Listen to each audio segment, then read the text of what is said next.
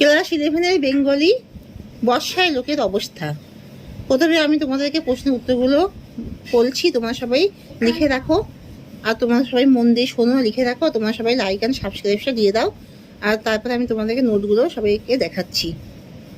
তোমরা মন দিয়ে দেখো আর লিখে রাখো।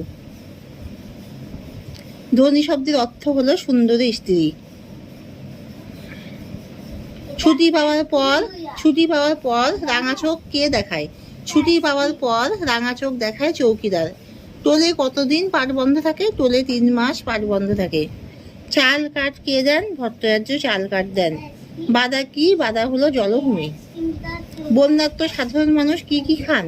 বন্যাত্ম সাধারণ মানুষ দেশের এক দুঃখময় পরিস্থিতির মুখোমুখি হন। চাপ দেখে যখন জলমগ্ন, তখন গ্রামের বন্যাত্ম সাধারণ মানুষ শুধু জল, শাক, অড়হর ডাল ইত্যাদি আতপেটা খেয়ে দিন কাটায়। বর্ষায় রান্নাঘরের অবস্থা কেমন থাকে? বর্ষায় রান্নাঘরের অবস্থা খুব শোচনীয় হয়। রান্নাঘর যেন কাদার হাট হয়ে যায়।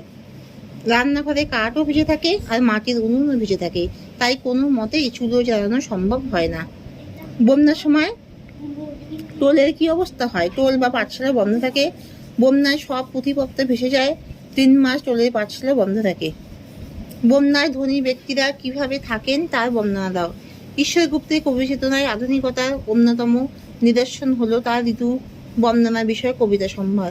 আলোচ্য কবিতায় তারই নিদর্শন। ঈশ্বর গুপ্তের কবিতায় বাংলাদেশের নিসর্গ প্রকৃতি সর্বপ্রথম পার্শ্ব চরিত্রের সঙ্গে বর্ণিত হয়েছে। বিশেষ পরিস্থিতিকে সামনে রেখে ঈশ্বর গুপ্তের রঙ্গরস পরিবেশনের ক্ষমতা কেমন ছিল তাই কবিতায় ফুটে উঠেছে। সামাজিক ব্যবস্থার যে ত্রুটি রয়েছে তা তার সূক্ষ্ম পর্যবেক্ষণে ধরা পড়েছে, এবং সেই ত্রুটিকে ব্যঙ্গের সহজ নির্মল আনন্দে ঈশ্বর গুপ্ত কিভাবে পাঠককে ধরিয়ে দেন তাই কবিতায় পড়লেই বোঝা যায়। কবিতাটি বর্ষণ ক্রান্ত বাংলাদেশের দুঃখময় পরিস্থিতি নিয়ে লেখা।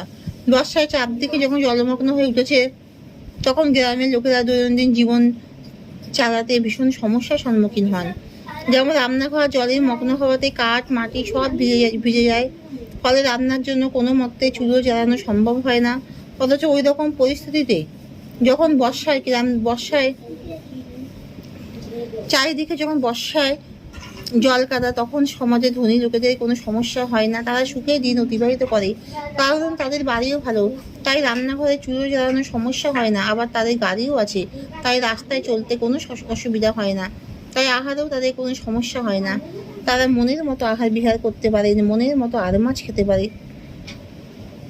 বন্যাকে উপলক্ষ করে সমাজে ধনী ও গরিবদের মধ্যে কবি যে